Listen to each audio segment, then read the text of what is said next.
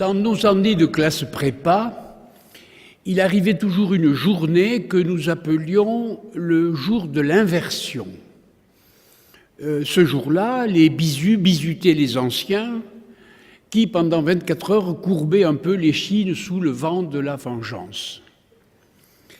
Mais cela ne durait qu'une journée.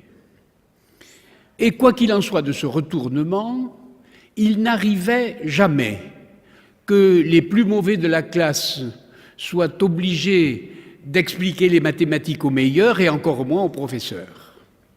Eh bien, chers amis, ce jour-là est arrivé. Je n'imaginais pas qu'à mon âge, je serais obligé, moi, inexpert, de parler des nouvelles technologies aux plus meilleurs experts de mon pays. Donc, je crois introduire mon propos en disant que vous allez passer un très mauvais moment pendant 1 heure. Et donc, au travail. Je ne connais pas d'être vivant, cellules, tissus, organes, individus et peut-être même espèces, dont on ne puisse pas dire qu'il stocke de l'information, qu'il traite de l'information, qu'il émet, qu'il reçoit de l'information. Et cette quadruple caractéristique est si propre au vivant qu'on serait tenté de définir la vie de cette manière. Mais nous ne pouvons pas le faire parce que les contre-exemples surabondent. En effet, je ne connais pas d'objet du monde, atomes, cristal, montagnes, planètes, étoiles, galaxies, dont on ne puisse pas dire de nouveau qu'il stocke de l'information, qu'il traite de l'information, qu'il émet et qu'il reçoit de l'information. Donc cette quadruple caractéristique est commune à tous les objets du monde, vivants ou inertes. Et nos sciences dures, qui autrefois ne parlaient que de force et d'énergie, parlent depuis assez récemment de code et de ce qu'on appelle en général le doux. Les sciences dures s'occupent aussi du doux. Cela dit, je ne connais pas non plus d'association humaine, que ce soit une famille, une ferme, un village, une métropole ou une nation, dont on ne puisse pas dire de nouveau qu'elle stocke de l'information, qu'elle traite de l'information, qu'elle en émet, qu'elle en reçoit.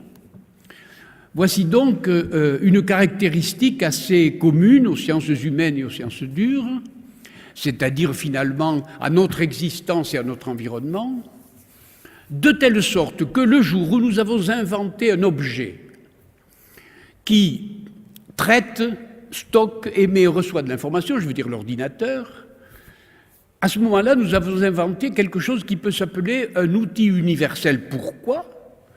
Parce qu'il mime d'une certaine façon les choses dont je viens de parler, mais quelles choses ? Toutes choses. D'où le caractère universel de cet outil, qui n'est pas universel parce qu'il sert à tout ou il peut servir à tout, mais aussi parce qu'il mime le comportement, la conduite ou le profil des choses de ce monde.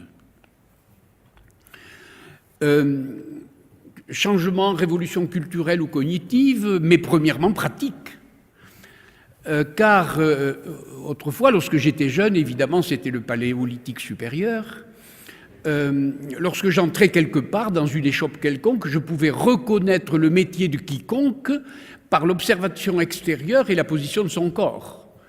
Si je voyais un homme avec un tablier de cuir brandir une masse sur une enclume, je disais « voici un forgeron ».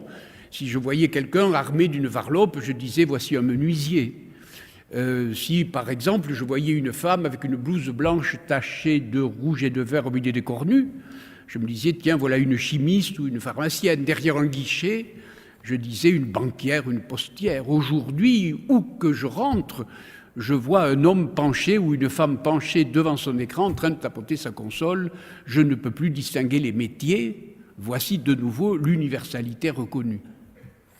Par conséquent, révolution pratique sur les métiers, révolution culturelle sur le langage, car vous le savez sans doute, entre l'édition de